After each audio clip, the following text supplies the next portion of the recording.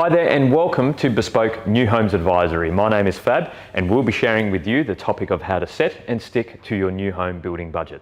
My name's Ryan. We'll be covering things such as how much does it cost to build a new home? Does my desired budget get me the home that I want? What's the right builder model for me? And all of that good stuff. We've broken this down into bite-sized chunks. That way you can fast forward or toggle to the topic that best suits you. But if you do need some help, feel free to reach out. We'll be happy to help. All right, we might get started and try to stay on time.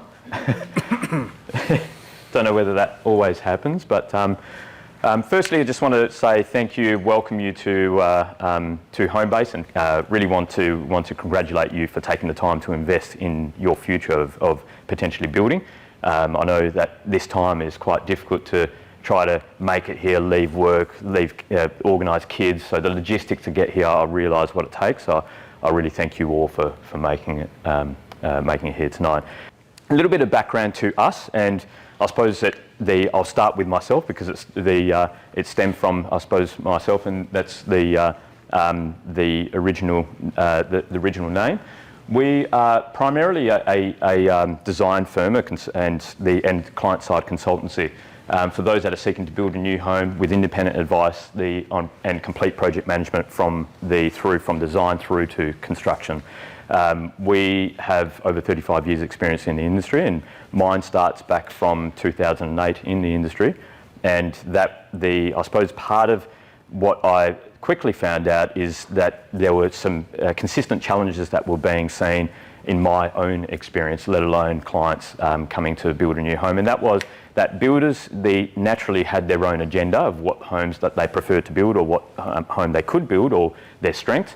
And also their prices varied significantly from one builder to the next. And I suppose just not only as we were learning through this in my early part of the career, is that I could see that clients having a hard time trying to understand that distinction between one builder to the next and what makes one builder price differently to another. But also the process that a lot of people went through to be able to find things out along the way and stumble through mistakes and try again. And I suppose because it's such a large investment and it's such an emotional investment, that's where a lot of disheartenment can come through. And so when was it, 2014, started off a development business called Unlock Your Block that was purely about project management, property development and subdivisions, and also a consultancy called Collective Building, where we actually partnered up with a panel of builders that were suited towards different projects, different price points, different quality of builds, different the experience and skill set, and then we partnered clients together with the builders that were going to be best suited for them.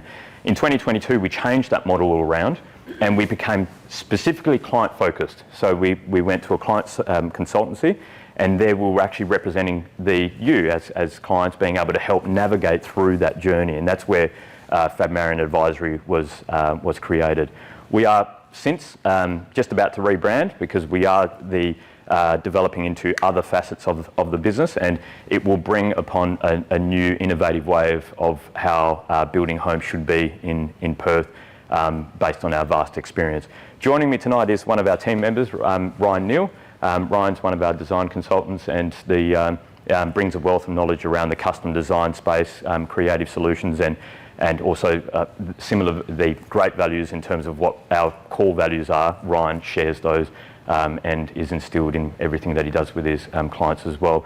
Together we'll be bringing through all the experience that we've got to share with you tonight, and I can say that I'm proud of that many of our clients over the years have sat in the very same seats that you're in at the moment, that have gone through the process of the learnings that we've applied and gone through their process successfully. So I know that's hard to kind of see beyond all the moving parts now, but I'm really proud to say that everyone has started in the same position that you're in right now. And some of those homes are actually, in fact, most, if not all of the pictures or images that are on our slides are of the homes that we've created as well. I suppose firstly why we exist and why we created these masterclasses in the first place is this is the common mistake that we see that most people, if not all people, go through when building a new home, is that they choose a builder or commence a design before truly understanding the full picture of what's ahead of them. And that being the cost, what realistically can be achieved in design to maximise the potential of the site or optimise requirements or budget, and then which builder is actually best suited for that. And I know that some of you shared some of those concerns as well, so we hear you. It's something that everyone goes through, and hopefully tonight's topic will help you demystify some of the concerns that you've got. So tonight's topic is on how to set and stick to your new home building budget. I think this topic has now repeated itself. This will probably be almost this particular one, I think about 9 years old. So it's been held and refined. Each time it gets a little bit more added to it. Without trying to make it longer, so I'll cut things out and add more things into it to try to respect your time. So this is what we call the bespoke method. This is basically the core of what we're going to talk about tonight, the foundation of what you're going to learn for it. And it's the framework that we use every time that it's absolutely 100% certain to be able to, one, find out whether your requirements can be achieved within budget, or two, what sort of budget is required to achieve the home that you envisage, and then three, what type of builder model is going to be best suited towards your requirements. We're going to unpack this, and this is pretty much what we always go back to. And when I say 100% certain or the certainty to find the always work, it's 100% certainty to let you know whether you can build within your budget or you can't, and what type of builder is suited for you. So that's where it always works. So the first thing what we did is, over the years, we've just surveyed all of our clients and said, what are the three main concerns when it comes to building of a home? And the three concerns popped up again and again and again. Some of you shared those concerns tonight. One of them is that building a home is overwhelming. I'm sure you probably all agree with that. When you think about building, can be overwhelming, and also because of the overwhelming, that you may see that it's a stressful experience in building a home. And the last one is blowing the budget. I think that just follows itself each time, where it's one of the three or all three. So we've gone through that process to be able to demystify the moving parts to be able to ensure your success for that. So first step of the process is what we've got up here, which is called clarity. So clarity really is just about knowing exactly what your requirements are. It might seem fairly obvious, but you'd be amazed how many people have a rough idea and then run from there, and it can lead to a bunch of potential issues. So the way that we break clarity down, the first one is accommodation. So accommodation is generally where everybody starts. How many bedrooms, how many bathrooms, what extra rooms do we need, where do we want to put them, that kind of thing. Industry-wide, that tends to be the extent of clarity in the early days. And you can probably guess, even if you don't know what the other parts are, there's a lot more to it than that, and it can lead to moving goalposts, prices changing, etc.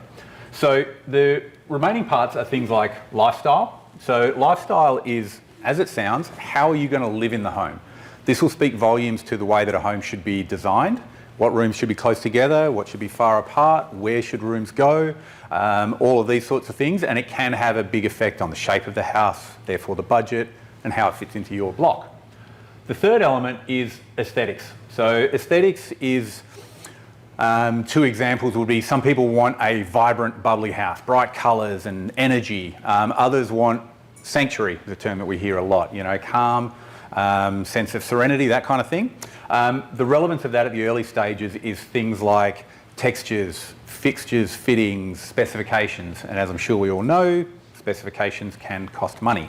So one of the keys is, if you get clarity around that from the beginning and not just 4x2 with a theatre, it goes a long way to putting you on the right path for there not to be any mysteries as you go.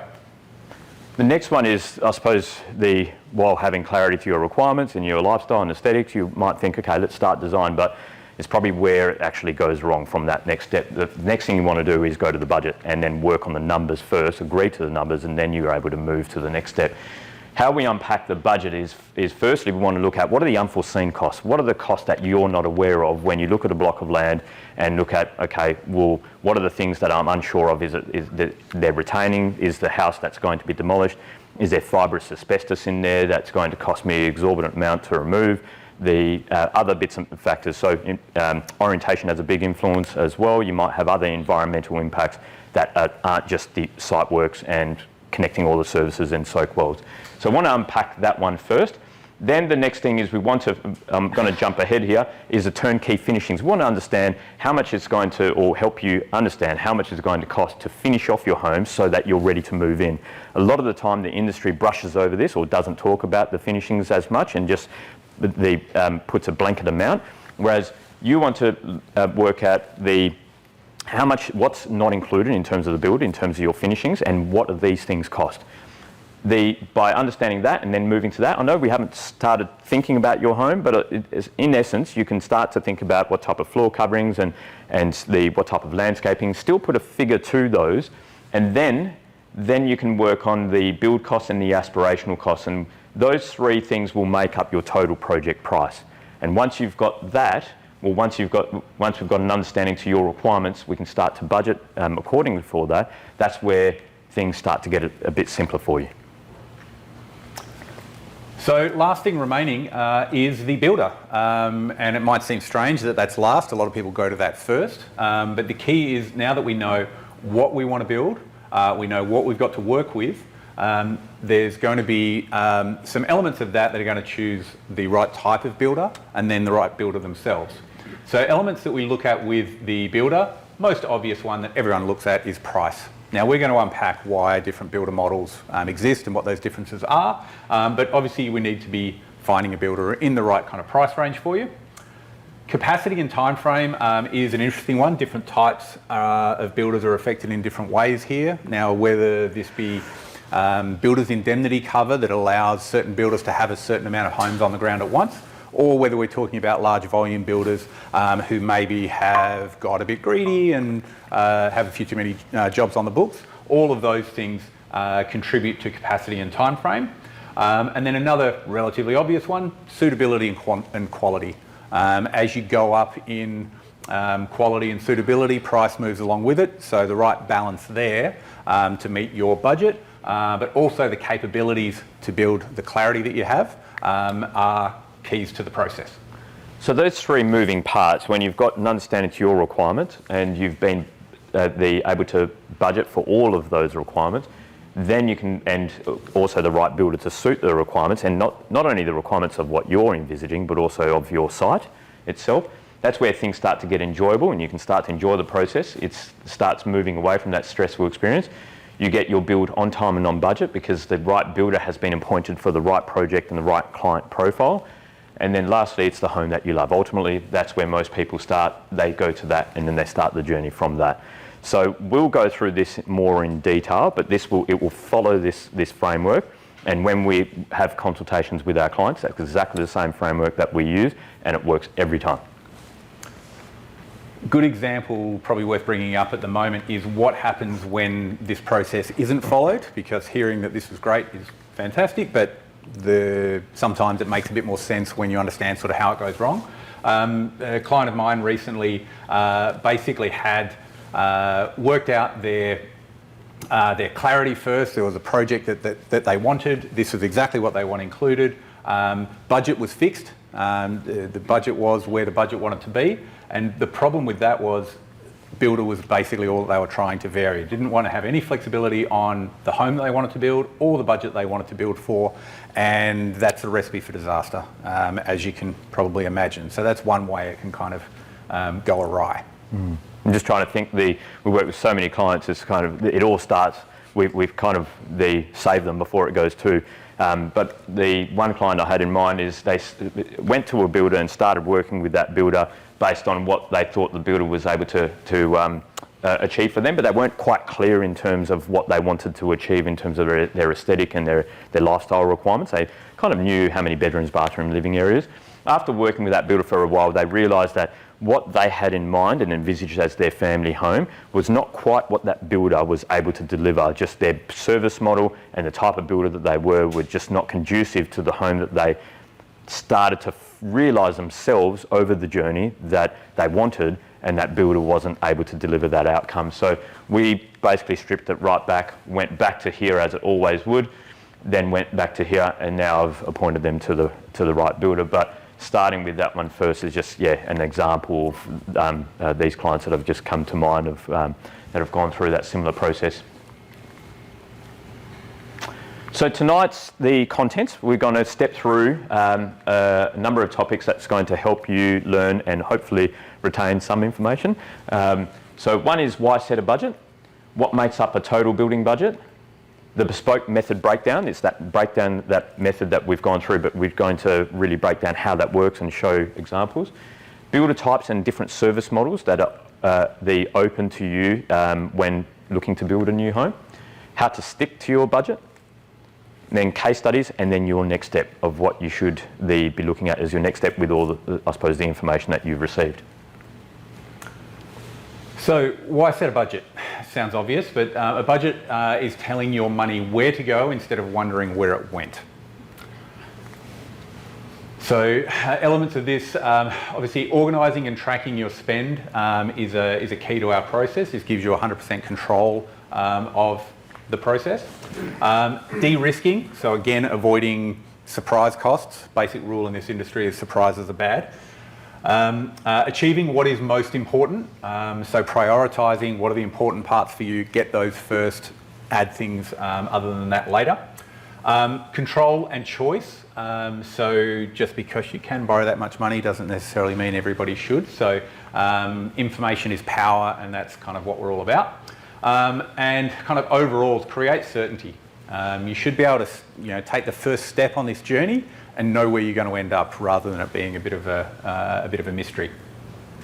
So the first thing is, how do you set a budget in the first place? And this is just, people have different ways of going about it. This is probably highlighting some ways that people look at setting a budget in the first place, because I think it's good for some people unsure of how to set a budget. So some people come to us that they're straight, this is how much you've got to borrow, this is the borrowing capacity, and then that's what they've got to be able to build with. Some, it's more about the loan repayments. It's what they're comfortable in spending per month because of other lifestyle factors. It's kids schooling, it's being able to go on holidays. So they set a limit and say, we want to still do other things. We don't want the home to be the only thing that we enjoy. We want the home to be complementary to our lifestyle.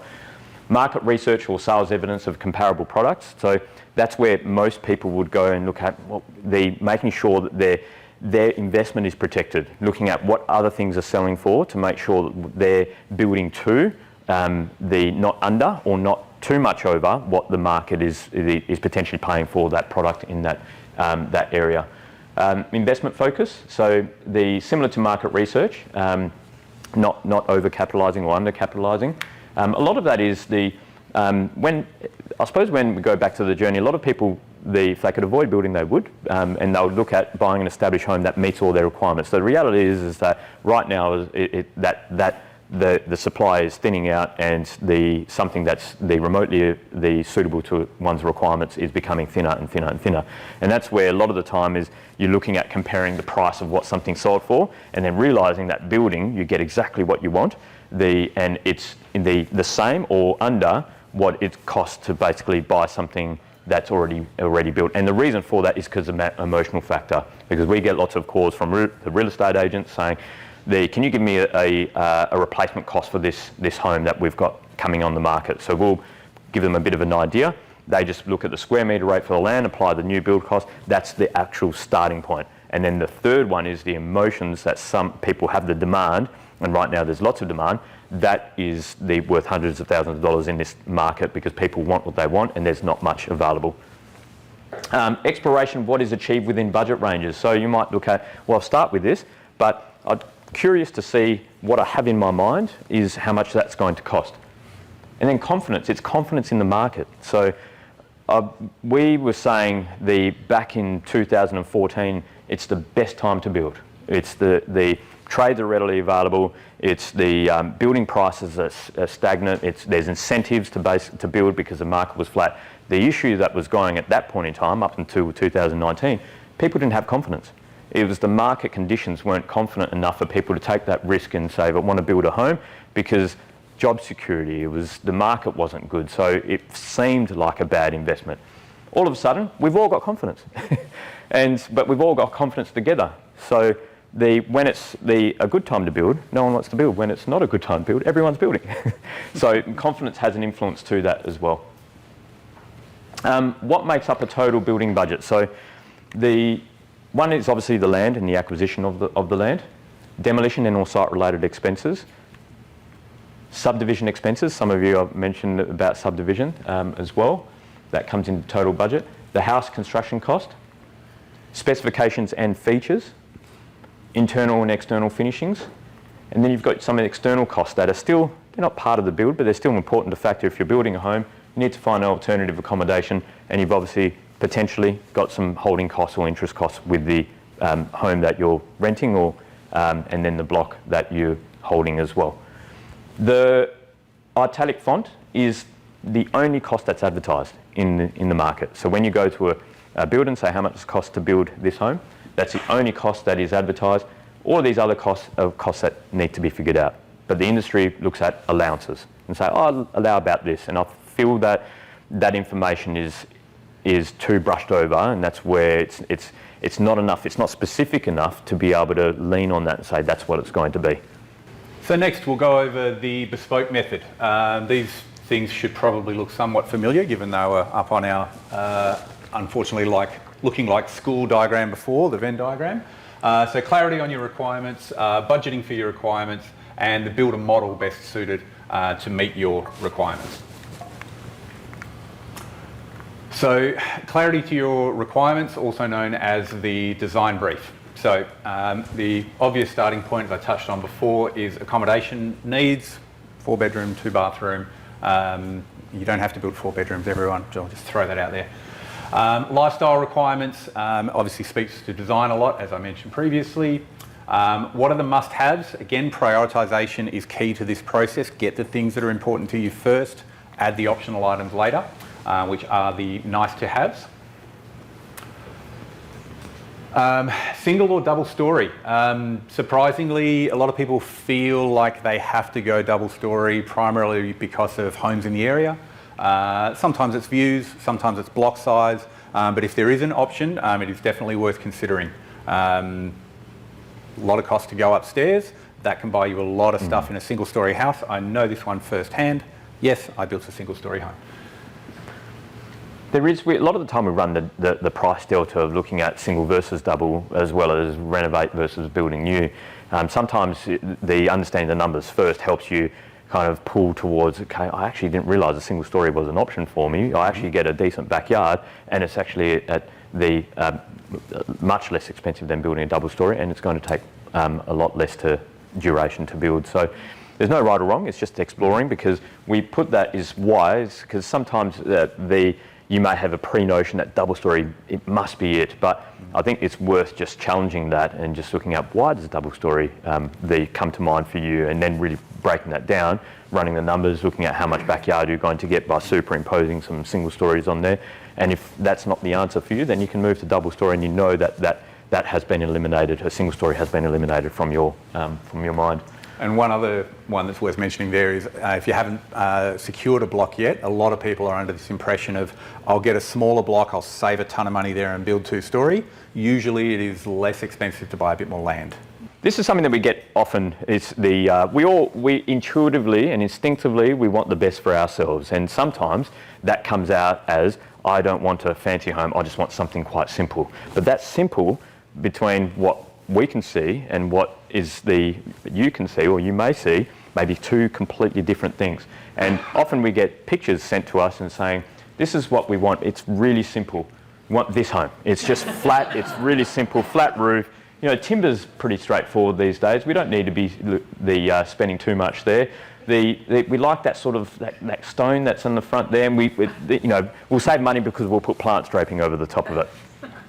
We like these circle apertures, and we like that timber that's to the underline of that ceiling to there. We like the kitchenette where it looks like it's floating as well. And we like the kitchen, we love the curves, we love the curved arches. Don't want anything too big, but just something simple like that.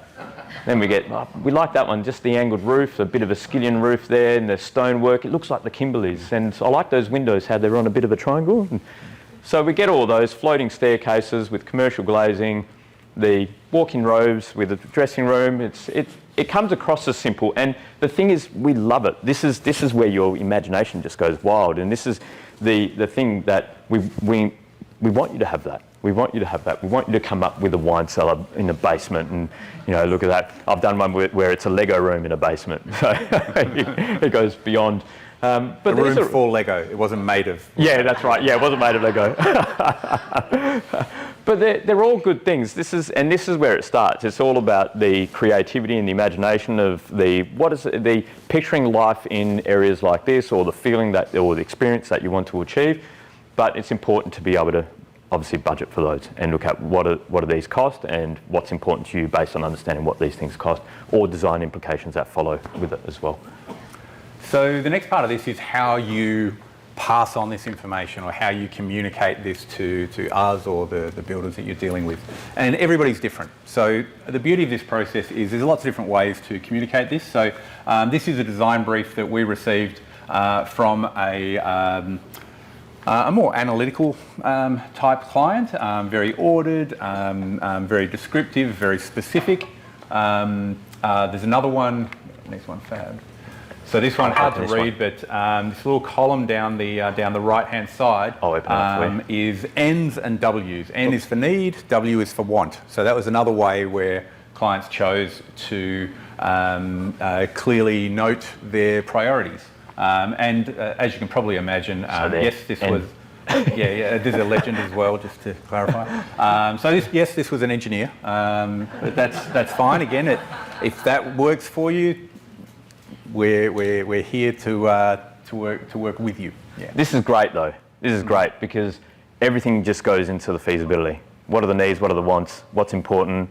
And sometimes it's interesting how things are a need, and then when the money comes out, maybe we don't need that. So there's no wrong way. This is one where it's purely aesthetics. So this is one of our clients, they described their home in a PowerPoint presentation. So they put the nice pictures and describe their home as a calm sense of luxury. So minimal words, just lots of images. This is what I want to feel. This is when I get in the home, I want to feel that calm sense of luxury. But I suppose with that, what was interesting is there was everything about their master suite, everything about their gym, everything about their living areas. And I was like, obviously they don't have kids. So it was interesting because they couldn't see the ahead enough to understand what type of home actually suits having children. So that was part of the understanding is looking at, okay, if you're thinking this, now kids at this age, they need this, and when they're that age, they need that. So it's helping them understand that other than the aesthetics as well. But what was important is being able to extract detail from that and then start to put budgets towards it. How were they on budget? I find that budget and instinctive requirements are kind of always a little bit off balance to begin with. And that's normal because how do we know? How do we know? We kind of look at, I don't know what things cost, so I'm just going to say this is what I want here, and you kind of hope for the best. But this is where the budget plan that we'll step through will actually help realise that as well. Some people are happy to be advised what budget that they need, and then they'll kind of reflect on that and look at, okay, do we want to spend that much? And some people are, no, I don't want it. That's all I've got, and I want to work within that and get the best possible outcome. The other thing to mention on there, it's actually a really good point, is because it's such a big budget item, we all have memories like elephants. We all often have conversations with clients where they say, I know what things cost. I looked into this 4 years ago, so I'm up to date. And things move very quickly at the moment, which is not the historical natural state of the market. So it does very much catch people by surprise as to what do things cost now, what's moved, what hasn't. So that's a landmine that you need to know exists so that you can step over it. Yeah. So I suppose in that it can come, we send a questionnaire to our clients, and it's more about asking about your lifestyle.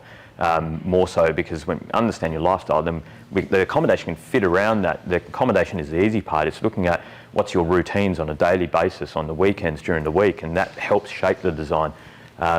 So there's the summary is, there's no right or wrong way of doing that. So next, budgeting for your requirements. So budget planning is what we call this process. So basic questions. Can my requirements be met within my budget? If the answer is no, as understandably it is most of the time, how much would it cost to build a new home to my requirements? So this is where budget planning comes into play. So what we start with on the budget planning front is what we call a top-down budget planning. So working from your objective budget, removing unavoidable costs like site-related costs, finishings, or as I like to call them, befores and afters. Kind of makes some sense.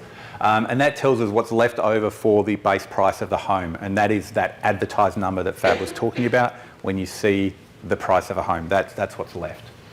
The alternative method is what we call the bottom-up budget method, and that is, this is the home I want to build. What is it going to cost to build that right now? And then there is a third option that doesn't always jump out, which is what we call staged budget planning. So there are some elements that are critical to construction that have to be done now. You can't raise the ceilings later. However, there are elements like landscaping, pools, things like that some people will choose to say, okay, I won't pay for that or allocate that money right now, but I'll have that ready for when the keys are ready in 2 years' time. Or perhaps that's next year or the year after kind of process after we've moved in. And that's a method that a lot of people are comfortable with to get a better outcome in the long term. And it's a matter of what's right for you. So the first thing we want to do with the working out that budget is start off with the unavoidable costs. So uncover every unavoidable cost or probable cost that you're going to need to consider when you're just building a home. So this is irrespective of builder or what you choose to build. Just understand what are the costs that are involved in developing that land, whether it be a single home or multiple dwellings. The next thing is budget for your finishing expenses. So uncover all the probable finishing expenses and which are priority to include in your total budget. So step one is then, if you've got an idea of budget in mind, is consider the budget that's left over towards the build, as what Ryan was saying, and determine if this budget is aligned to your brief of requirements. Consider the builder types which suit budget. So that's the first step, is looking at a backwards approach. That backwards approach removes all of the probable costs or the costs that you can't avoid, and it leaves a residual amount. And does that residual amount, the leftover, align with the home that you describe in your mind? I wouldn't say in your mind, it's actually through that process of clarity first, of understanding your requirements. Option two, and why we call this option two, it's more an option, is if you are curious and there is some flexibility in your budget, option two is considering the budget that you require towards your build, like what we were saying, is determine what is the budget that's required to build to your requirements. So that's the forward planning or bottom-up budgeting. So sometimes it may be from the top-down budget planning that the amount that's left over doesn't suit the home that you want, or doesn't suit the builder, or it's the builder that suits that budget is not really the type of builder model that you feel that's going to achieve the best outcome for you. So therefore we flip it around and look at, okay, based on the home that you describe, the specifics of your block, your budget and your personality profile, this is where I think that you need to be in terms of base price, and then we add everything on top of that, and then you get a overall project number.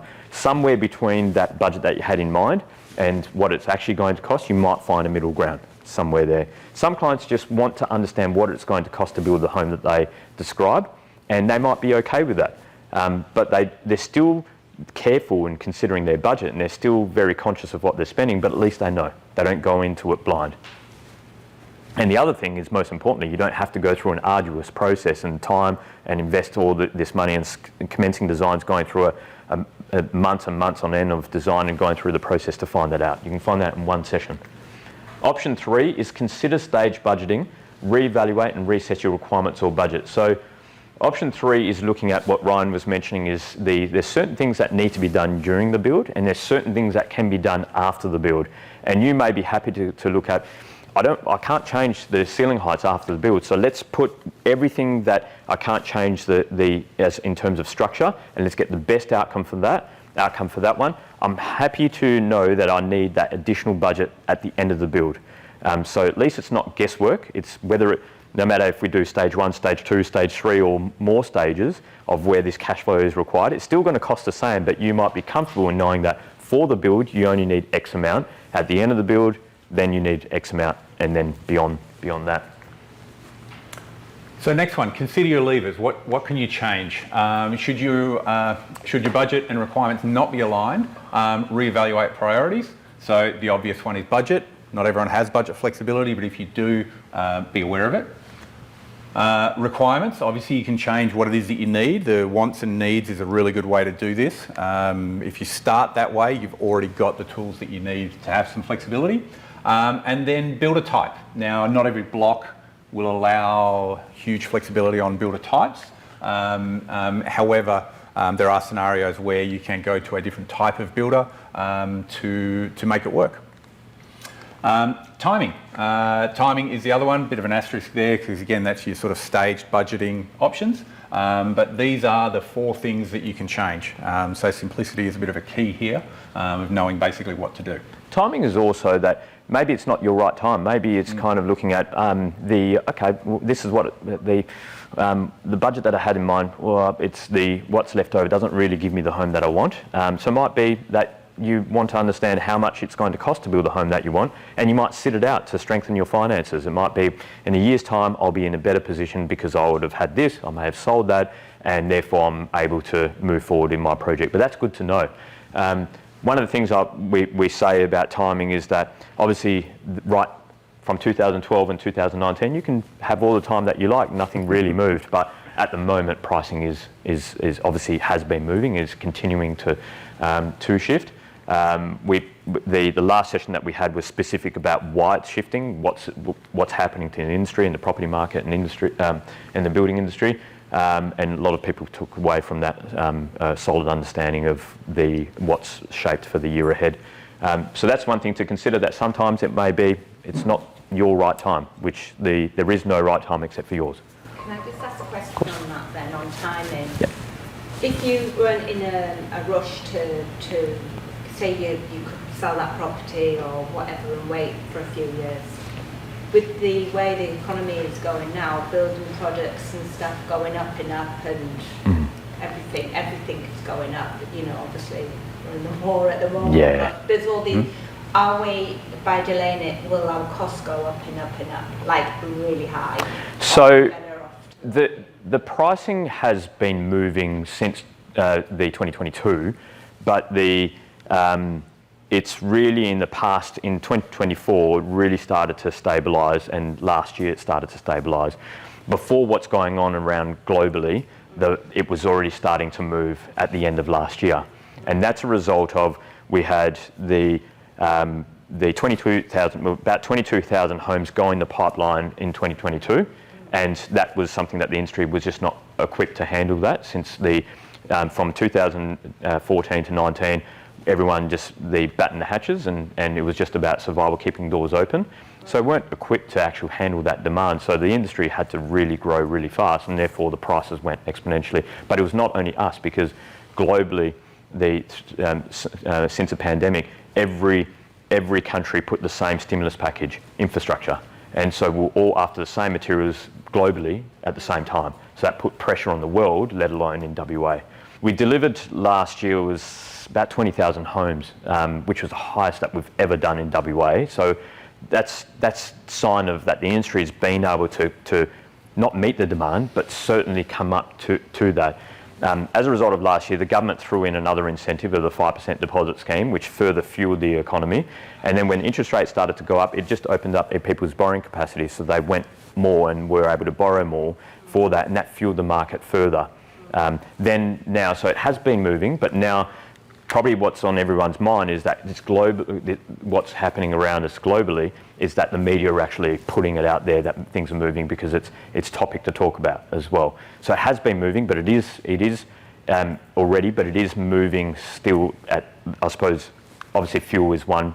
Businesses are passing on costs of transport over to consumers, so that's being passed on for it. The industry has probably moved in the past quarter about 3%. to give you an idea in the past quarter. What happens is at the end of every year, every business recalibrates and looks at, did we actually do all right this year? And then they set new standards of price rates for the following year. And we get the regret to advise that as of this date, this is happening for it. So generally it's stabilised. The industry thought things were stabilising last year and in midpoint last year, but then it just kept on. And we had 30,000 people migrate in the past 6 months, which further fueled the market. So despite what's happening in the world, it is still moving in price. It's just that this has added another element to it. So before this happened with what's going around globally, is that we predicted that the industry would probably move around about that 3% or so. Well, this is what the economists were depicting at UDI-WA, is that they were depicting that the market would probably move about 3% per quarter. Some businesses will obviously absorb as much as they can for it before it becomes just unsustainable to do so. So it's certainly moving. Our advice is that when we say is start the process early, because enter into the contractual documentation that holds your price. Because once you enter a preliminary agreement, it holds a price for a period of time. Then you enter into a contract, it holds it for another period of time. So builders are obviously aware of that, and we'll talk about contracts shortly, is that they're hedging their bets, because we're talking to trades. We're on pulses on the ground at the moment. So builders are going, well, we can see this is all coming, so they're coming up because they're having to fix it for that period of time. They're unsure themselves. So that's where I suppose the building prices have gone up so quickly in the past the quarter. It's not amounting to what has actually happened. It's amounting to what is coming. Some of this is crystal ball stuff, what's going to happen in the future, but I think probably a good way to understand sort of what's happening, because the backside of the question that you're asking that everybody's heard of is, do we wait and a price is going to come back down? I know that either ends of the spectrum, but I think a good way to look at things is building naturally gets more expensive as time goes on. It's a combination of factors, but an easy one to understand is construction complexity increases all the time. So last year we had a new energy efficiency standard that came out 1st of May, and a whole new set of essential building guidelines. So, for example, when the energy efficiency goes up, there's more stuff that goes into a house. If anyone went up into a roof cavity 30 years ago, there's a lot less up there than there is now. Dust counts as insulation? Well, the dust was optional. You had to pay extra for that. So there's the natural... The saying in this industry has always been the lowest cost time to build is now. So the real question is just what rate are the prices going up? So when we're talking about all these prices going crazy and things like that, that's just a greatly increased rate of increase. Probably the last thing I'll mention, Fab mentioned obviously that we had a lull between 2012 and 2019. Market went crazy around COVID. A lot of that is really just supply and demand. So supply and demand, it turns like the Titanic, slowly.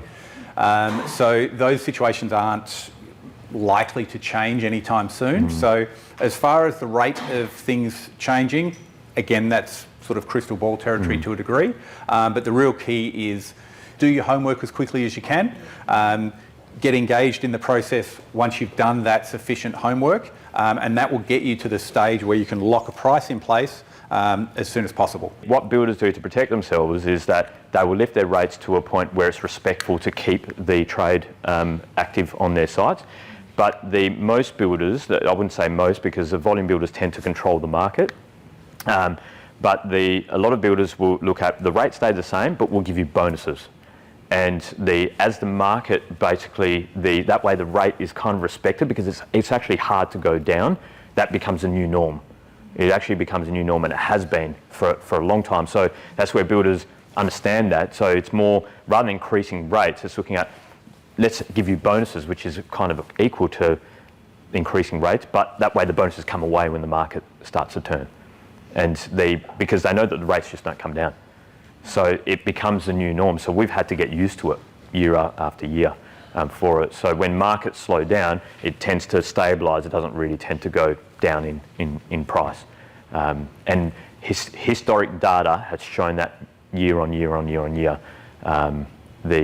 Since when you look at every situation, even when you look at the history of pandemics, what happens as a result after a pandemic, it just absolutely, we get innovative because we're instinctively in survivors, and the market just booms as a result of that after. So back to budgeting, but hopefully that helps. Yeah. And we can cover more of this stuff later if we need to. So top-down budget planning. So we mentioned before working backwards. This is an example of exactly how that we do it, and it'll give you an idea of the level of detail. So what we're looking at here is before costs or site works or site-related expenses. So you've got things like demolition, you've got earthworks, plumbing, being services, you've got retaining, we need to build flat, more services, power, water, gas, surveys, fencing, again often misunderstood or ignored, statutory costs, which is the Shire taking their tax, engineers and environmental costs, so energy efficiency, I touched on that one, and that gives us a subtotal of site works and preliminaries. Next from there you have your after costs, which is your finishings, so floor coverings, internal wall painting, air conditioning, lighting, electrical, landscaping, window treatments, pool, you can throw furniture in there if you want, and again that's your afters. Start with your desired budget, take those figures off, and that gives you a build price left over towards the build. Keep your fingers crossed. If that lines up and you've got the right amount in there, happy days, you're building. And that's your aesthetic items. This is where the list just elaborates. This is where those, I love the feeling of this home that it gives me, I want a simple home comes from. It goes in that list there. And obviously some of you spoke about subdivision, so obviously subdivision, sometimes we find subdivision becomes a capital expense of which you have that separate, but it's good to know what things cost. Or sometimes it has to form part of your total budget, of which we still want to put that into there. So the next one is the bottom-up budget planning and stage budget planning. So this is no different to what the top-down budget planning is, other than you start from an overall, this is what the home that you describe and that you envisage. This is a bit of a ballpark to what that may cost to build. And then you add all of those, the before cost being all your site-related expenses, your after cost, which is a cost to finish off your home. But this is where the stage 2 budgeting comes into it, because as an example, all the items in the orange font, you do have the ability to not include that as part of the build and do that during the build. I would certainly encourage getting internal wall painting done during the build. It is very hard to find a really good painter that does a builder's scope after the build, because I'll do, as a retail client, I'll just paint the walls, not to sand the walls, not to go in there with the head torch and look for imperfections, not do the second coat layer. So there's a fair bit of scope from the builders to do a good job, but you can get it done, and some people do, some people paint the walls themselves. But all of those items can go in stage 2. And it doesn't hide away the figures, but it at least tells you that during the build or before the build you need a certain number, and after the build you need another number. And then you've got your finishings, the aesthetic requirements. So some of these, like your second fixed cabinetry allowance, so they're things like your walk-in road fit outs, study desk or office stations, that can be put into there, as well as outdoor kitchenette, which is another one that's missing from that list. So that's the bottom-up budget planning, by just having curiosity or exploring how much it costs to build the home that you envisage. So next we have the builder types and service models. This is probably the big one that people aren't sure about. What is this? Don't I just pick a builder based on their branding, etc.? But in short, no. So how do I know which builder is right for me? These are essentially the questions you need to ask. What service model is right for me? So what type of builder? So different builder service models. So number one, we have an owner build. It's obviously when you take care of everything yourself, organise individual trades. Yeah, that can be fun. Independent design and tender. So this is architect and then sort of individual builder. You have design and construct, which is the way most builders operate, where you talk to the builder does the design, the builder does the pricing, and it's kind of an all-in-one shop. And then you've got the house and land package, which is an off the plan. Again, probably won't be talking too much about that at the moment. So builder types, 3 basic types of builder. There is a small outfit builder. These are the ones that you've never heard of. They are a construction company essentially. They don't design, they are just there to build the home. They often, or they need to be partnered with an architect, a designer, or somebody like us. Boutique builder. Boutique builder is a design and construct business, but they are more of what we would describe as a custom builder. Smaller, more flexible, higher quality, more capabilities. We'll cover all these sort of details later. And your project builders are all the ones that you see on TV. The most known name brands, high volume. So I suppose when you understood a bit of your levers in terms of, okay, if you don't achieve your budget, maybe rethink requirements, maybe rethink different builder models. This is basically maybe what may help some of you as well with some of the questions that you have is what levers do the builders have? If they're looking at basically being a certain price in the market or what makes up their price, what are the levers that they have to be able to control the price? The first one is labour. Obviously, we just spoke about labour. When the market was flat, the builders depicted the price point on labour and kind of said, you are working for that rate, and if you want security of work, the market was it was more your market. Whereas now, the labour is pushed on up, a bottom-up approach. It's basically saying, these are the rates that we need to, if you want us to do the work, this is what we need to be able to do that work. Obviously, the more skilled builder, there's more a loyalty. They're more I suppose a mature trade. They're not after just going around wherever who is paying the most. They want longevity with that builder, but it still has to be a negotiate. The builder doesn't want to disrespect them while everyone's talking about what rates they're getting. So that's one of the levers. Materials, obviously, that makes up the build price. And the third one is the margin, the things like the overheads of the business, their office spaces, marketing, etc. So when we look at the levers, what makes up the biggest lever in terms of when you see a build price is the labour and materials. It probably makes up about 70% of the actual build price itself. It's a huge component of the build with the 2,500 different parts and over 30 trades. The next one is project fees that are related to that project itself. So it might be certifications, building permits, planning fees, the professional consultants, the fees that need to go to get the project, the administration process and out of the ground to construction.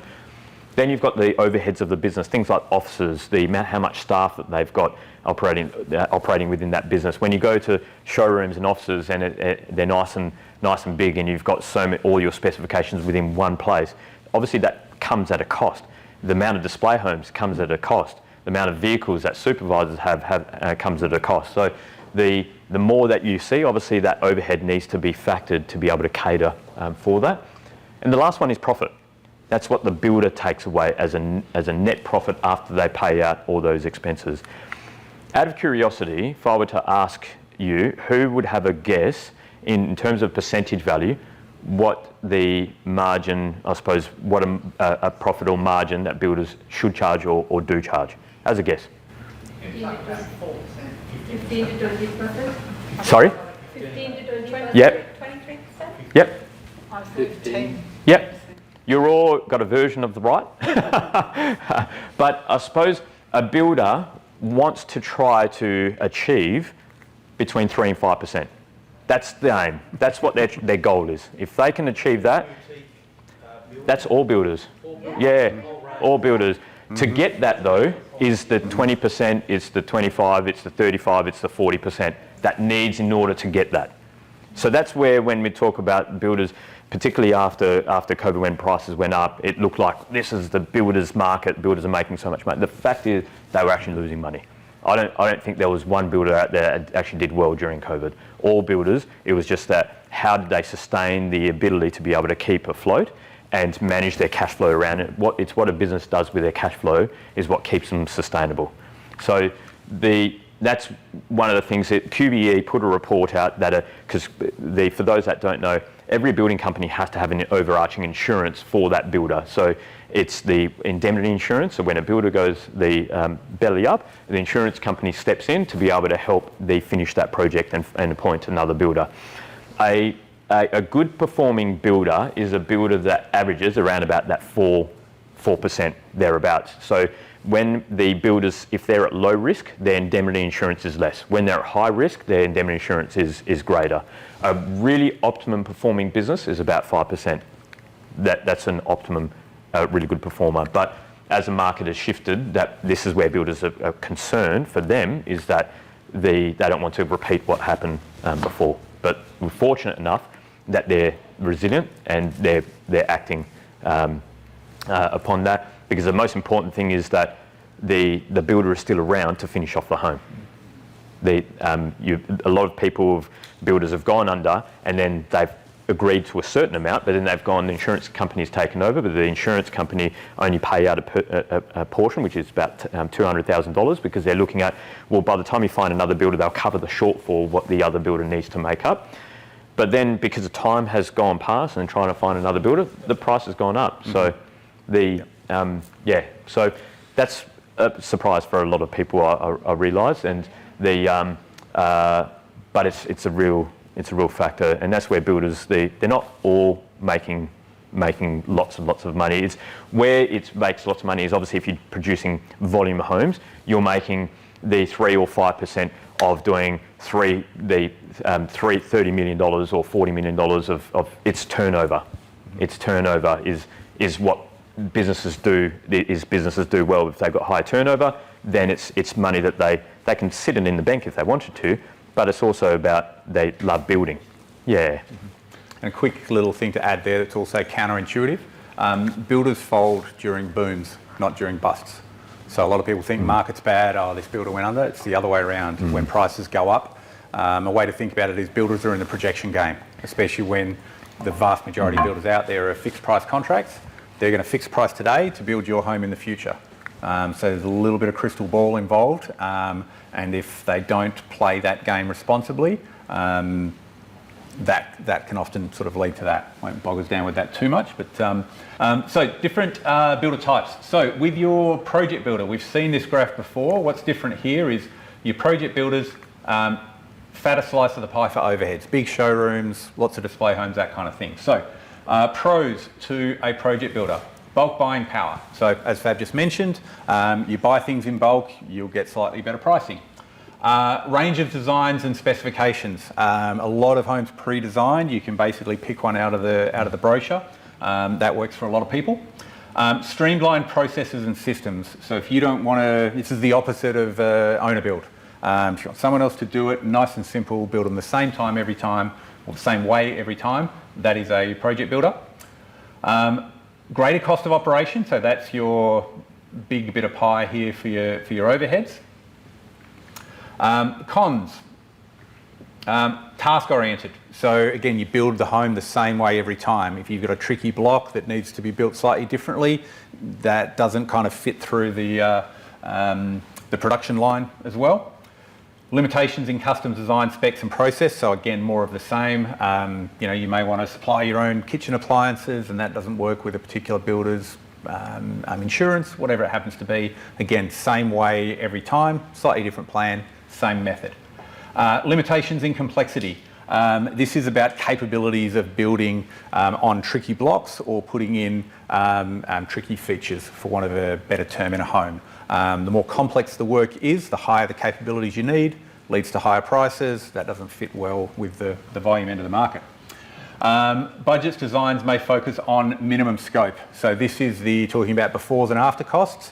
This is, you get that one number at the beginning, which is the middle number. This is what it costs to build this home, but there are more things than that required to get it on the ground. The least known thing on this list, margin creep. So overheads are high. Project builders are in a competitive market. They are very price sensitive. They need to win a large number of clients to cover this overhead. And they do that with attractive prices up front. However, the margin of the home as advertised is a very different number than what all the upgrades and things like that when you go through what's commonly known as the pre-start process.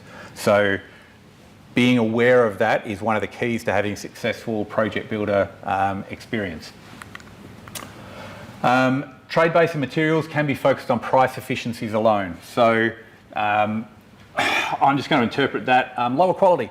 It kind of goes hand in hand with price. You're not going to get a project builder doing, the best quality work out there, but it's a balance. Value for money exists because, again, the price contributes to all of that. I'll add something to there. I suppose we were part of the development of a business when they first started quite some years ago. It was back in 2009 or so, when they wanted to reshape. They were so competitive, so it's just looking back at what other builders are doing out there, and they'll set a price point. So they wouldn't design, they'll go, this is where we need to be on price point, and they work backwards. So a little bit like what our budgeting is. So in order to do that, they kind of set the price point, do the design for it, and then basically just strip out and then find the trades that are basically going to work for that price point to achieve that outcome. Price was most important for them. So if it meant of the being, whether it's a concrete slab or whether it's a floor tech system, or whether it's lightweight upper floor, is a business decision for the volume builder. It's a business decision to be able to be more transactional, to be able to allow more revenue, more cash flow, more profit. Really good example of that as well, thanks for reminding me, Fab, is post-COVID, when the materials were going up at gigantic rates. Project builders tended to fall into two categories. One was, this is what we do and the price will be what it is. So quality stays the same and level of trades and all that kind of thing, but price goes up significantly.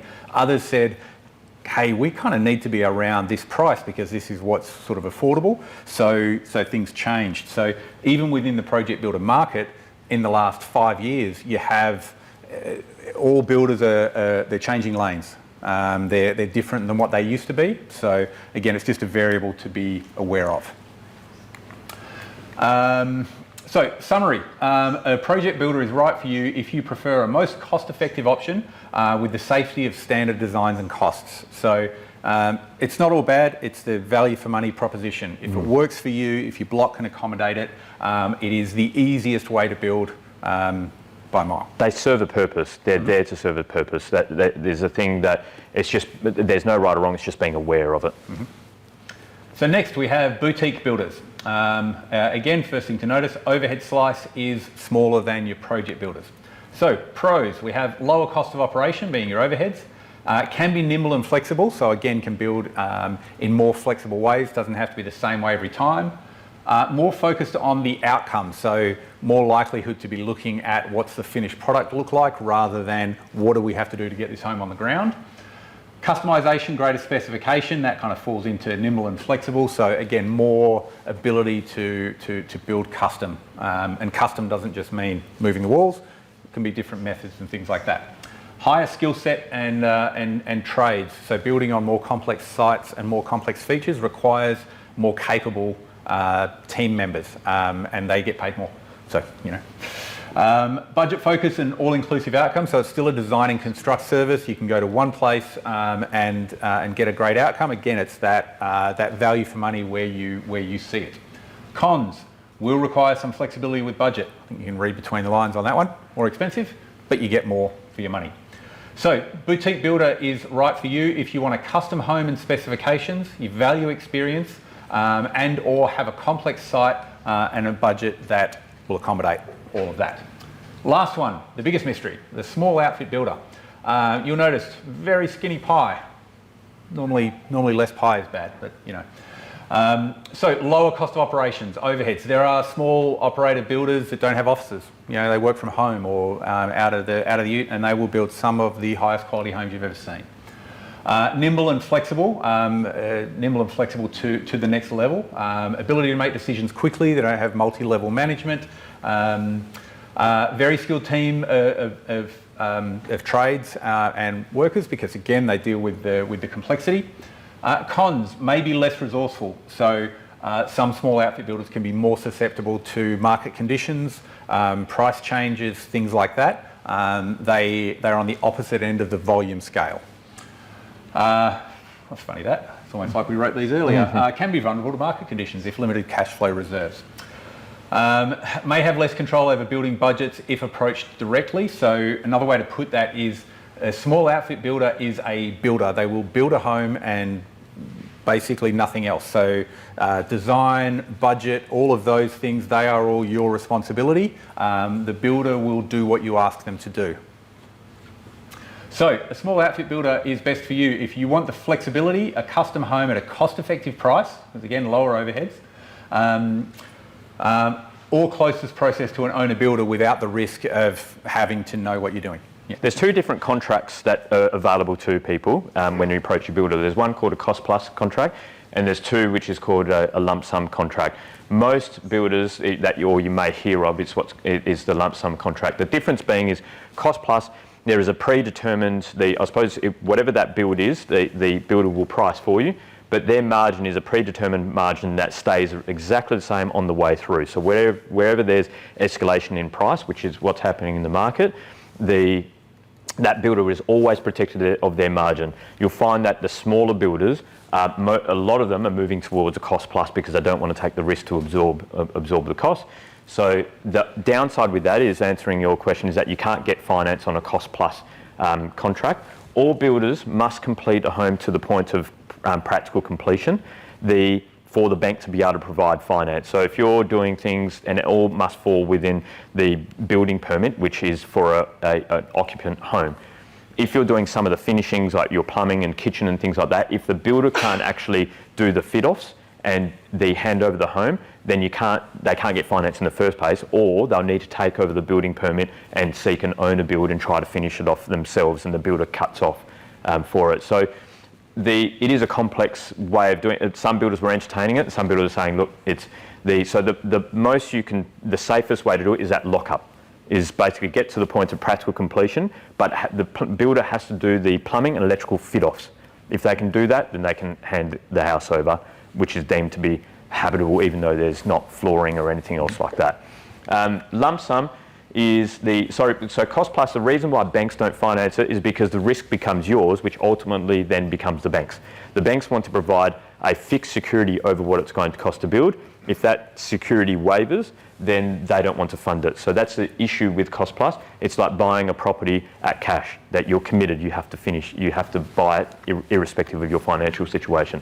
Lump sum is the builder has agreed to price up the home and put a margin that covers their cost of operation, and that margin, and also hedge their bets in terms of what that build is going to cost over the next duration of period of time that it takes to build the home. So the risk comes onto the builder and less on you, and that's where this is the most common and most popular, the building contract. One, because finance, it's the only one that banks will finance, but two, a lot of people don't want to take that risk of trying to go for a cost plus. Most cost plus contracts that we're involved in is clients have it's budgets of 3 million onwards. So it's more that at that point it's they see that the value of the lump sum is too great for that margin, that they'll be prepared to take that risk for it. But it's also, cost plus is more catered towards that end of the market, because those clients want what they want. They will make changes during the course of the build. So the builder's like, not a problem. If you want to add a guest bedroom, great, but it's going to cost you, my margin is still the same. So the big question, how do I stick to my budget? So a real key, which does not seem attainable before going through all this, is agree on a budget before commencing the designs. So again, a lot of people just, let's design, I want to know what my home is before we budget for it. You want to agree to that budget before designs commence. A key method of how we do this, track the budget on each design revision. It's far too easy to start with a budget, start designing, make 15 changes, and then say, how did we get here? So each time it happens, basically you want to be updating things as you go. So agree on budget changes before the plan changes. If we want to change something, no problems. That's likely to cost around this. Are we comfortable with that? Separate our wish list items. So again, that's our wants and needs. You're probably seeing a pattern emerging here, prioritising so that you can basically get all the things that you have to have, and then as many of the things that you would like to have. Include by owner items in the budget plan. Again, clarity on all of this. We don't want anything swept under the rug or pushed into the future or just flat out ignored. You want to know what these costs are, even if they're not going to be incurred right away.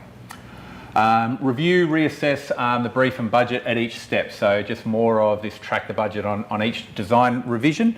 The analogy that I use is the way the industry tends to go with budgeting is it's like firing an arrow. Let's aim for something, fire the arrow, and it's going to land somewhere around there.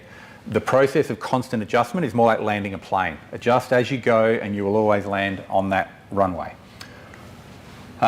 Bring selections forward where possible. Again, pre-start items typically in the project builder space tend to be, worry about those later.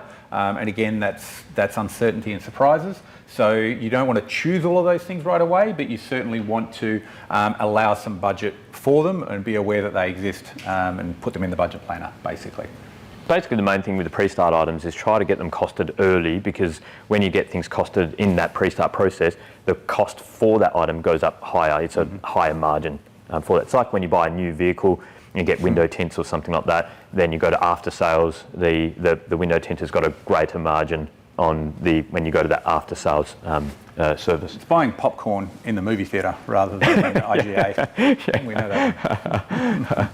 So now this is basically looking at you've learned a whole lot, but it's all theory. And I suppose this is showing that the real life examples for, I've only chosen one, of someone who sat in your very same shoes, started the process, went through that process, and where they're at the moment. I wanted to share a real life example for you to understand how this is all brought together. So the brief for these clients, a bit of an understanding, is the couple with 3 young girls and an accommodation for their father as a guest room, a long-term home for 15. It's foreseeable future. It's almost the forever home until the kids get older, and then it's looking to downsize.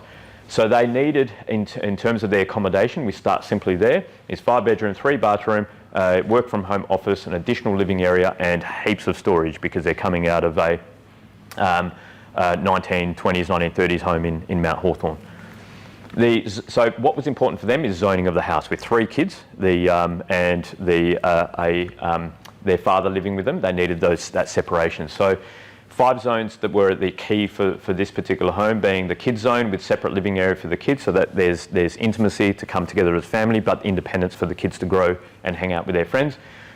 Quiet zone being the parents' wing and work from home office, the guest wing for their father, entertaining areas, and decent outdoor living areas with a lawn, pool, fire pit, and a man cave for Owen being his shed. So they came to us, I suppose we helped them out with the land selections and things like that as well. So when something came up that was a decent size, they went for it, because for those that don't know, in the area of Mount Hawthorn, Leederville, North Perth, the block sizes are typically all R30, R40, and they're typically about 450 to 500 square metres max. So this block came up, and it was, I think from memory, about 600 square metres, so it was an opportunity for them. The brief, the family functional home, ergonomic for a busy family of 5, American's Hamptons aesthetic. Owen is American, so he wanted that sort of American, bit of nostalgic elements to the home. Ample yard space for the kids' activities, monkey bars, trampoline, pool, etc. And then generous spaces because they do entertain in large group gatherings. The block's 592 square metres, west facing, which means north is on the longest boundary, which is one of the best orientations that you can get. Had a 2.2 metre fall from the road, so obviously that's going to be reflected in site-related expenses. And also it fell within the City of Vincent streetscape policies called the built form policy, which is just so enjoyable to work with. It's very much up for interpretation. That's the difficulty of it. So that was something that I suppose some of the challenges. And their budget was originally they thought let's $1.2 million was their budget that they wanted to explore.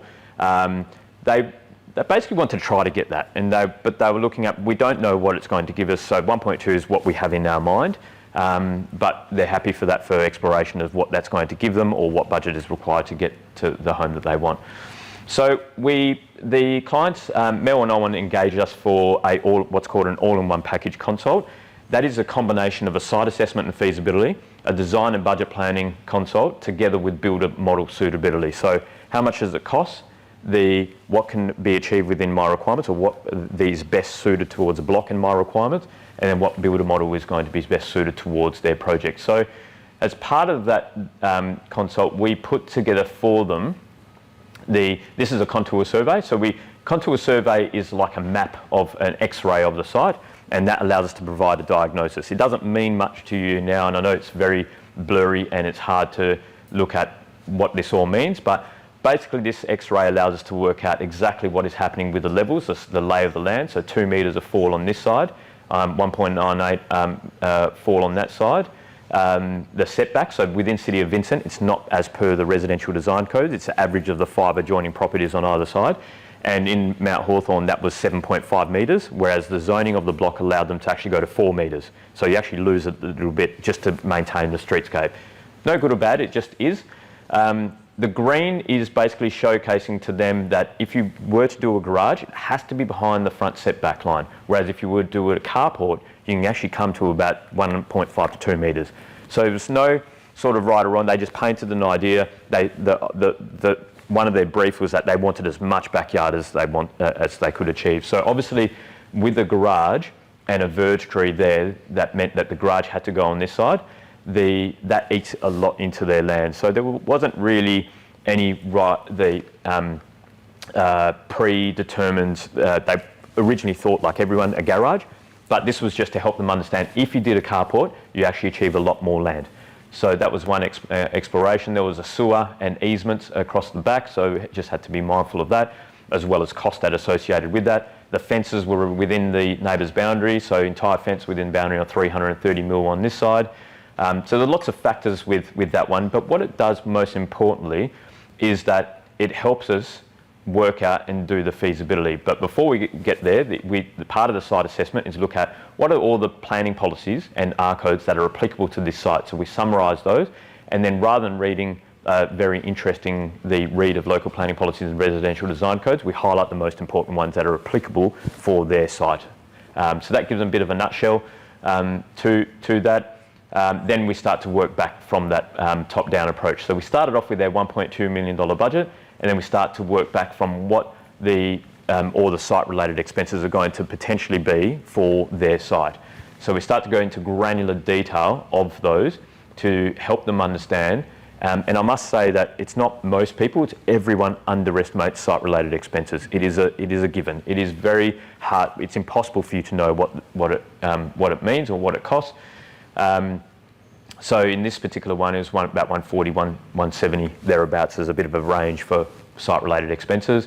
Then we've got the finishings, and we've set it up to look at what are the items that they need to do during the build versus what are the items that they can do after the build, and what is the amount left over. So this amount obviously is higher.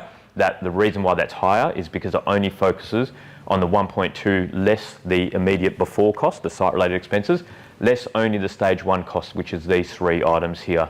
So if they were happy to set aside this budget for later on, they would have more to play around with towards the design or construction of the home. Whereas if they want an all-inclusive 1.2 with everything, then they've got a little bit less to work with towards their build. But obviously then there's I want a simple home that comes into it. So that's where we start to sort of break that down and look at some early budgeting and work out, based on the initial thoughts of what they're thinking, into there, what's actually left over towards a build. Then we start to look at, okay, different builder models. What are the builder models that are suitable for you to build on this block of land? That's one thing.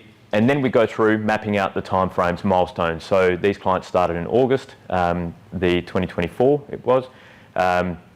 So essentially we just look at, okay, if you started the design process there, went through the designs, signed with the builder with a preliminary agreement, then went to council planning. So knowing that they were in City of Vincent, we padded out the timeframes that City of Vincent will take to assess and approve the plans, because they do tend to take quite some time. And then we've said they mapped it out so they could kind of see what are their build milestones, everything that needs to happen in consecutive months to be able to reach a possible site start. Then what are their cash flow projections based on different builder models? So these are all asterisks of different builders charge different deposits, but every builder can't charge more than 6.5% prior to construction.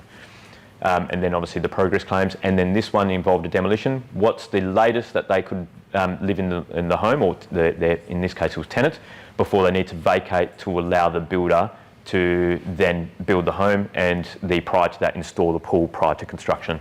So this really helped them understand the duration of what how long it will take, whether their finances will strengthen over time, or when they needed to move out tenants, etc. So it's really helpful to be able to understand that from the very beginning.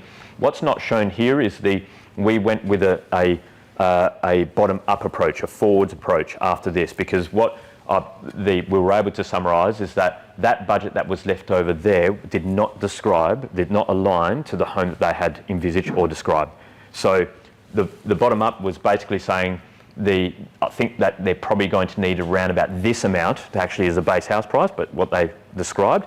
And overall, they would probably need about 1.3 to 1.35 overall. So they needed about another 100 to 150,000 from what they had originally thought.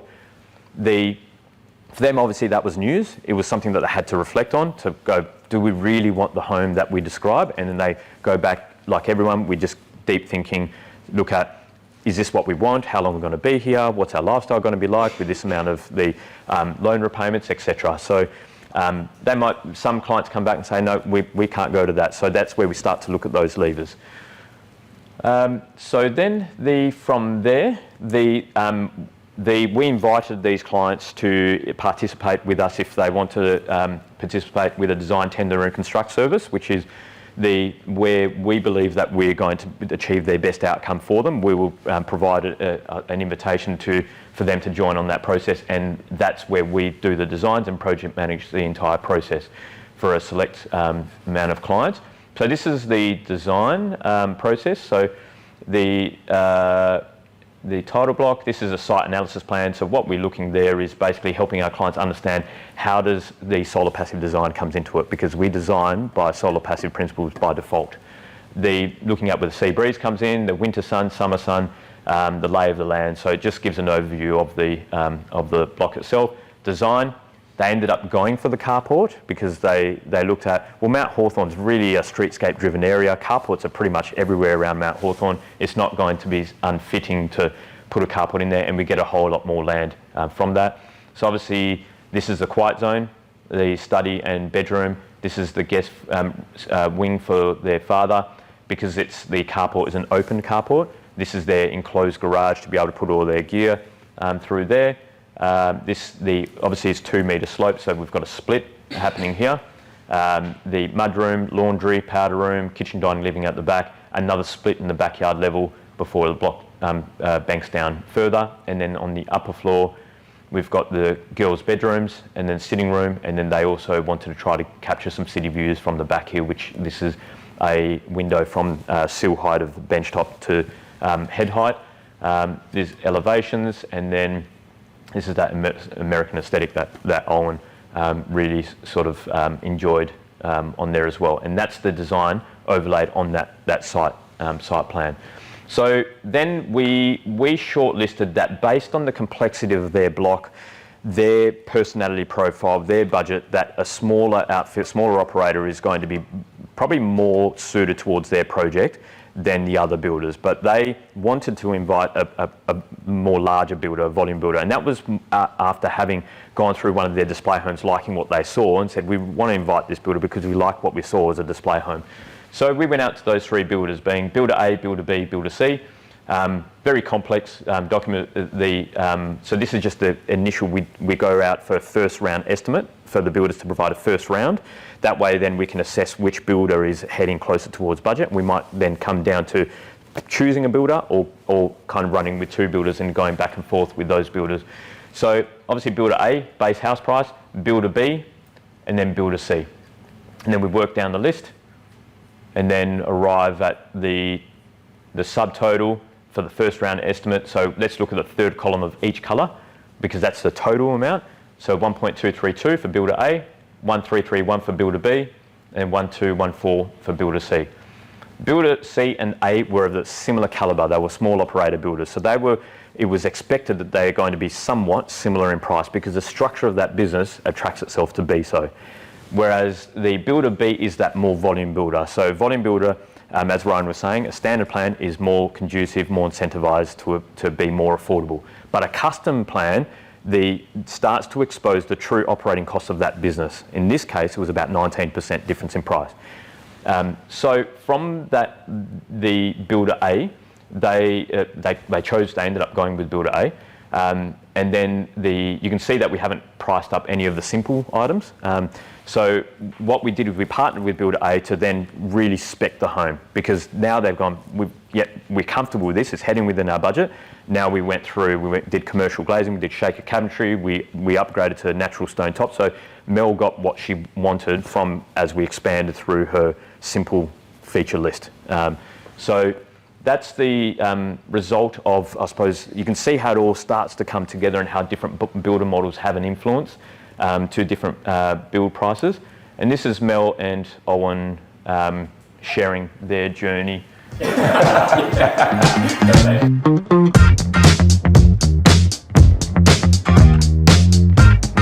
We met with Fab and his team a couple of times, and I think some of the conversations that we had initially was all about, what was important to us, like what do we want in our family home, what were the wants, the needs versus the affordability as well, like certain things in the home that you really wanted, but how much was it really going to cost? We kind of had a vision for what we wanted, but we didn't know exactly the layout. What Fab and the team helped us do is actually look at a few different options for the actual plans of the house, and then bring those to the builders and get the budget and timeline for exactly what we wanted to build, even if it was off the plan. Definitely reach out to Fab and the advisory team. We ended up with a really nice product and at least a very clear path forward.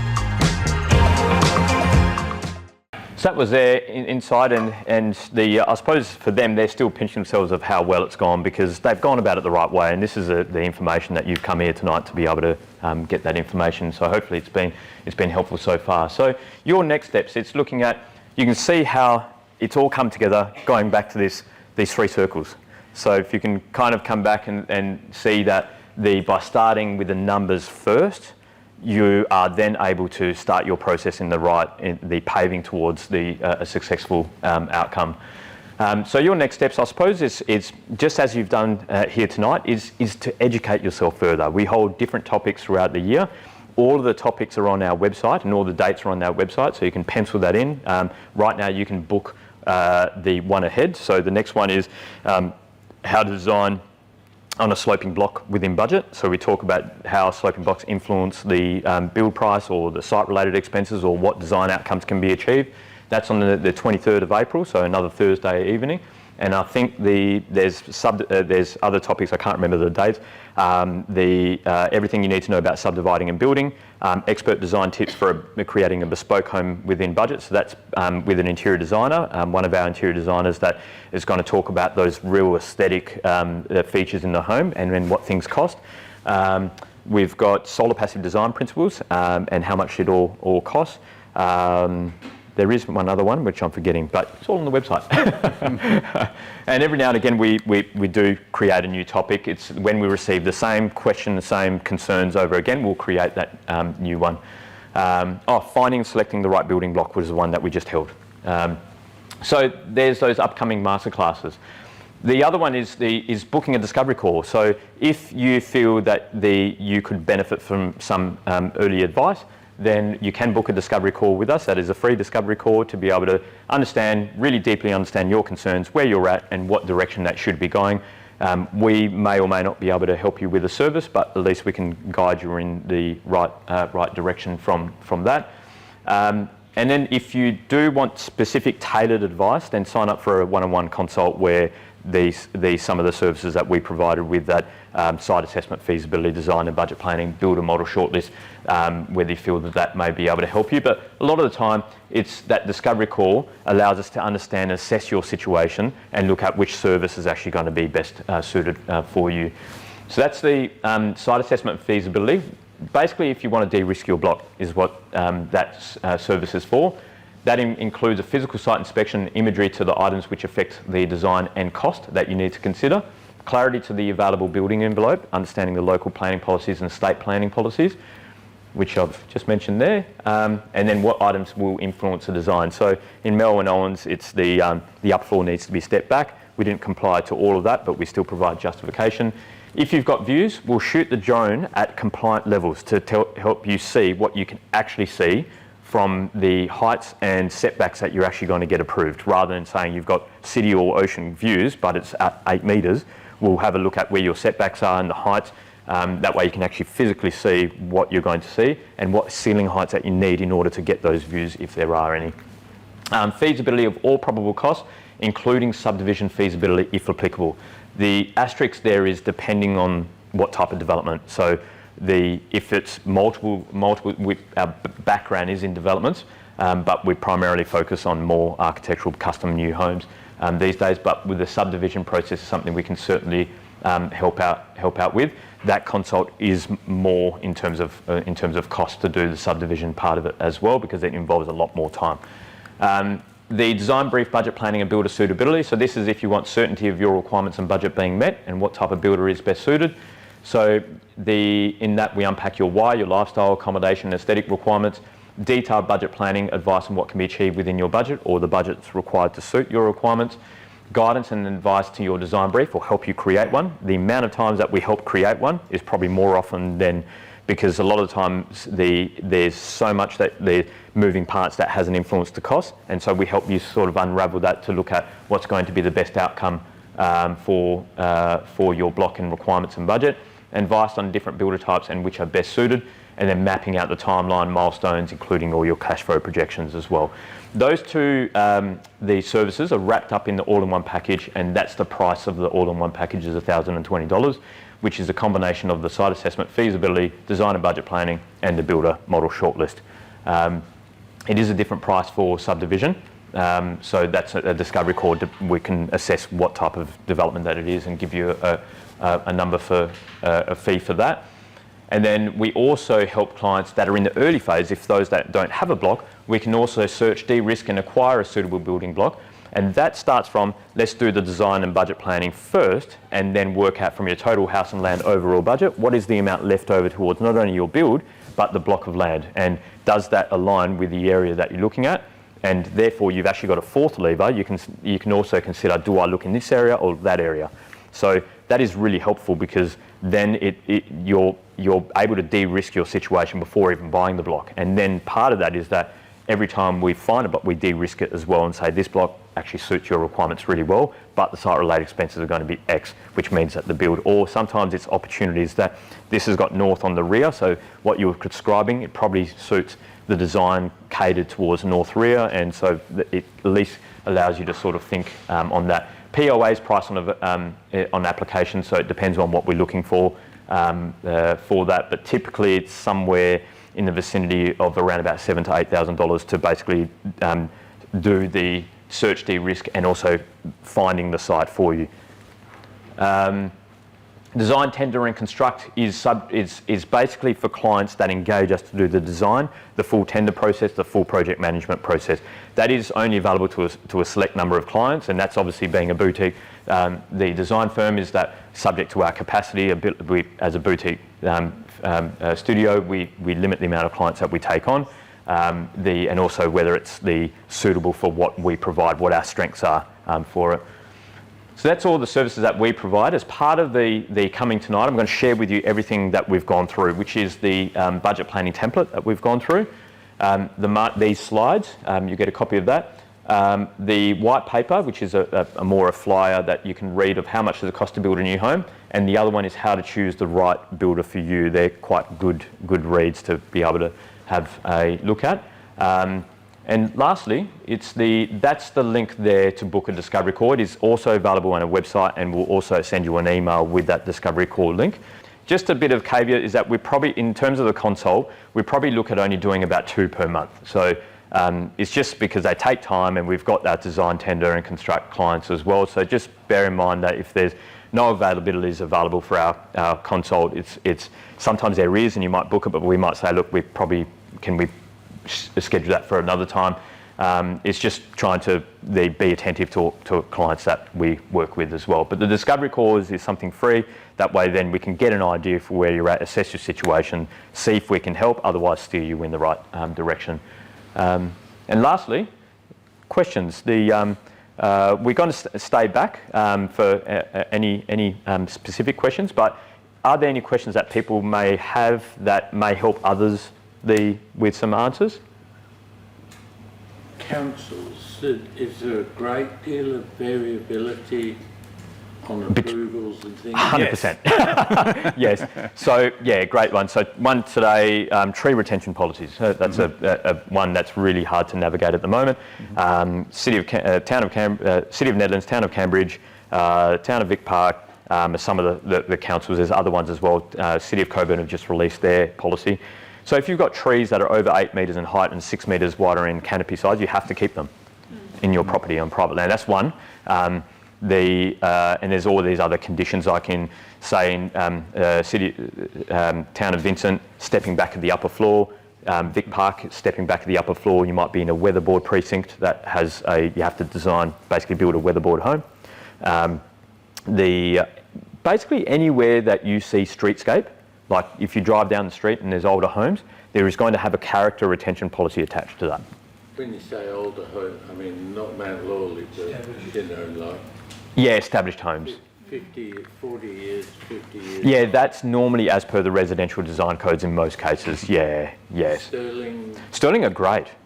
How the tide turns. Sterling are great to deal with at the moment. They're really, really good. So if any of you are within City of Sterling, they're actually really good to work with at the moment. They're fast at the moment.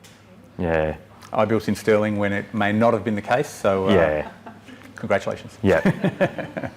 But lastly, we'll hang back for some questions. But lastly, we just want to say thank you. We're really grateful for you joining us tonight. I am sorry we have run a little bit over time. We tried to stick to time. It's a work in progress. It's a work in progress. We try to refine and so forth. But hopefully you got a bit out of it, or a lot out of it, or some snippet to be able to help you on your journey. But really wanted to say thanks for taking the time to be here tonight. And really care about what you receive from out of it. And thanks for Ryan for joining us as well tonight. Thank you. Thank you.